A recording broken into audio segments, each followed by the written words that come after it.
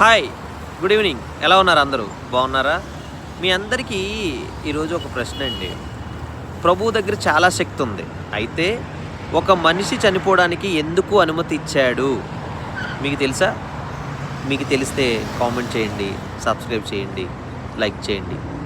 అయితే ఈ వీడియోలో ఈరోజు తెలుసుకోబోయేది ఏంటి అంటే, దేవుడి దగ్గర శక్తి ఉంది, కానీ ఒక మనిషిని బ్రతికించడానికి ఎందుకు ఆలస్యంగా వెళ్ళాడు?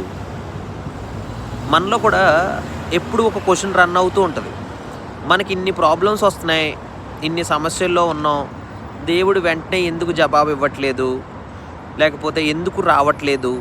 మనం ప్రతిరోజు ప్రార్థన చేసుకుంటున్నాం, ప్రతిరోజు ఆరాధన చేసుకుంటున్నాం, కానీ ఎందుకు దేవుడు సమాధానం ఇవ్వట్లేదు?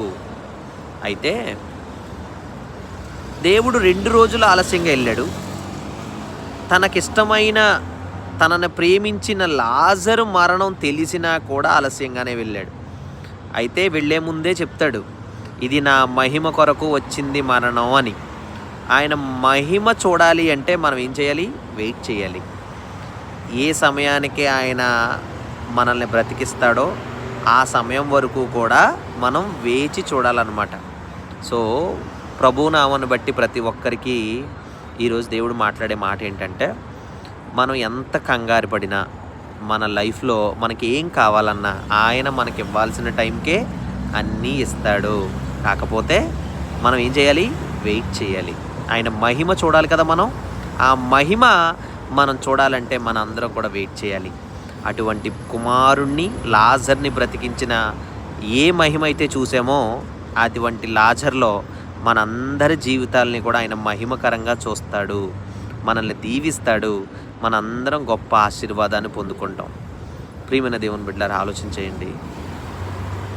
మార్తా మరియ ఎంతైతే ప్రేమించారో లాజర్ని, మనం కూడా జీవితంలో చాలామందిని ప్రేమిస్తూ ఉంటాం. కానీ వాళ్ళు సడన్గా కోల్పోయినప్పుడు పడ్డ బాధ మనల్ని చాలా బలహీనకి గురి చేస్తుంది అన్నమాట. అప్పుడు మనం ఎవరి మీద ఆధారపడాలంటే దేవుని మీద ఆధారపడాలి. ఎప్పుడైతే దేవుని మహిమ చూడడానికి నువ్వు సిద్ధంగా ఉన్నావో, దేవుని మహిమని నీ ఇంటిలో కనబరుచుకోవడానికి నువ్వు ఎప్పుడు నీ హృదయాన్ని తెరుస్తావో, అప్పుడు లాజరు బయటికి రా అనే దేవుడు ఎలాగైతే చెప్పాడో, నీ జీవితంలో కూడా ఉన్న తలుపులు మూసుకుపోయిన ప్రతిదీ కూడా నువ్వు బయటికి రా అని నిన్ను కూడా పిలుస్తాడు.